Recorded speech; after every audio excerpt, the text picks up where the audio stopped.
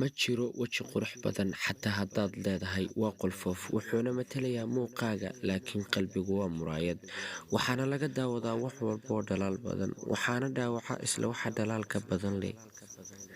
Boqol qof hadday ku wada dhaliilaan ma aha taa macnaheedu in lagu neceb yahay ee waa wax sheeg karaamo wato ha kana caroon dadka ku dhaliila waayo waa buug dusha jaldiya hoostana ciwaan qurux badan kaga yaalo.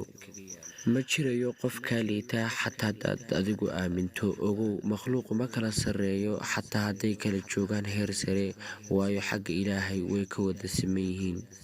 Macnaha hadduu qof walba ku ixtiraamo ha u qaadan inuu ku jecel yahay ee keliya waxa uu qiimeynayaa waa dadnimadaada u diyaargalow guul iyo guuldarro haddana sii naftaada kalsoonida ugu badan ee aad isku difaaci karto.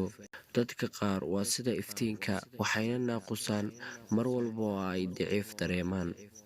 Ma jiro qof kaa sarreeya ama kaa hormuudsan ee qof walbaba waa sidaad ka aaminto oo aad geliso naftaada. Dadka xumaanta jecel waa dadka mar walba ku dareensiiya nacaybka mar walbana ku muujiya wanaagga kuna jila jacaylka.